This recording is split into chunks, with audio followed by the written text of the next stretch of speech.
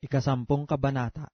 Pagkatapos nga ng mga bagay na ito, ang Panginoon ay naghalal ng 7 pupa at sila'y sinugong dala-dalawa sa unahan ng kanyang mukha sa bawat bayan at dako na kanyang paroroonan.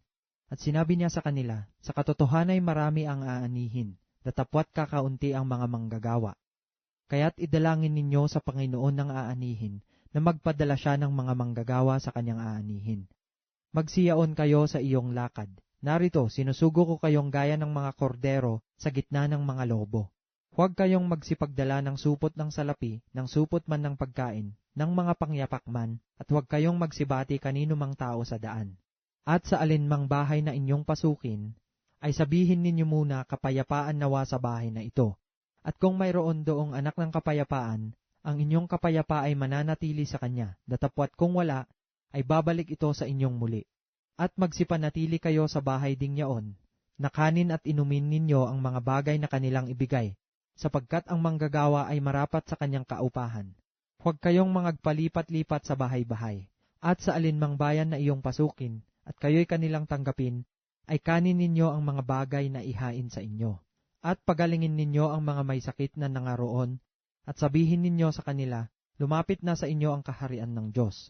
Datapwat sa alinmang bayan na inyong pasukin, at hindi kayo tanggapin, magsilabas kayo sa kanilang mga lansangan, at inyong sabihin, pati ng alabok ng inyong bayan na kumakapit sa aming paa, ay ipinapagpag namin laban sa inyo. Gayon may inyong talastasin ito, na lumapit na ang kaharian ng Diyos.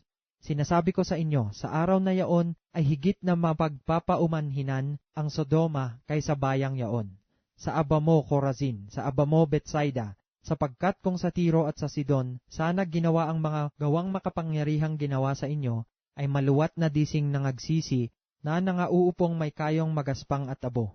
Datapwat sa paghuhukom, higit na mapagpapaumanhinan ang Tiro at Sidon kaysa inyo. At ikaw, Kapernaum, magpapakataas ka hanggang sa langit, ikaw ay ibababa hanggang sa Hades.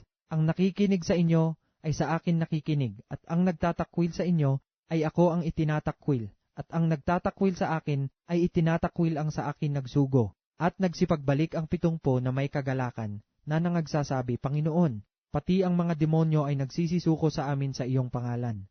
At sinabi niya sa kanila, nakita ko si Satanas, na nahuhulog na gaya ng lintik mula sa langit. Narito, binigyan ko kayo ng kapamahalaan na inyong yurakan ang mga ahas, at ang mga alakdan, at sa ibabaw ng lahat ng kapangyarihan ng kaaway, at sa anumang paraay hindi kayo maaano. Gayon may huwag ninyong ikagalak ito, na ang mga espiritu ay nagsisisuko sa inyo, kundi inyong ikagalak na nangasusulat ang inyong mga pangalan sa langit.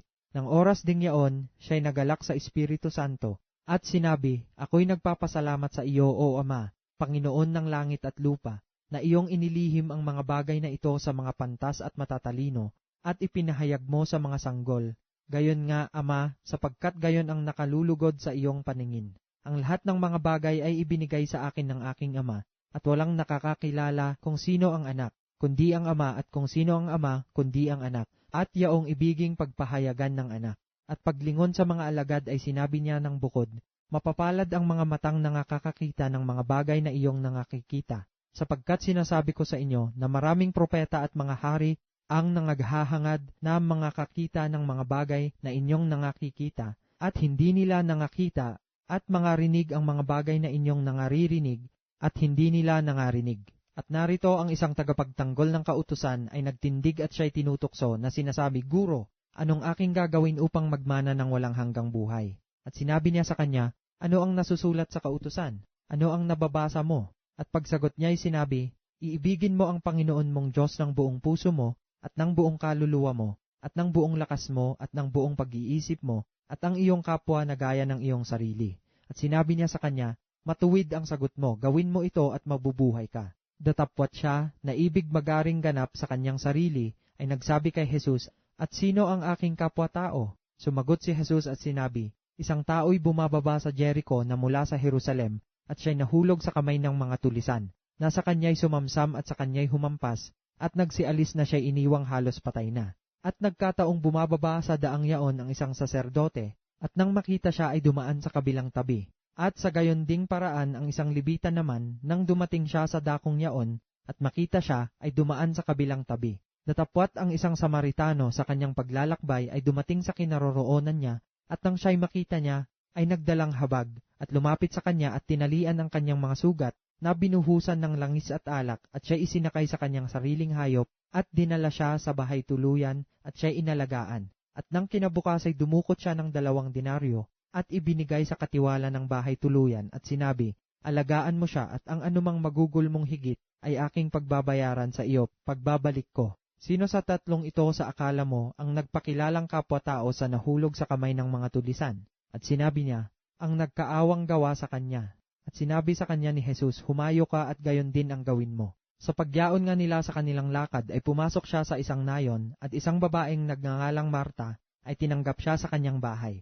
At siya'y may isang kapatid na tinatawag na Maria, na naupo rin naman sa mga paanan ng Panginoon at pinakikinggan ang kanyang salita. Ngunit si Marta ay naliligalig sa maraming paglilingkod, at siya'y lumapit sa kanya at sinabi, Panginoon, wala bagang anuman sayo na pabayaan ako ng aking kapatid na babae na maglingkod na mag-isa?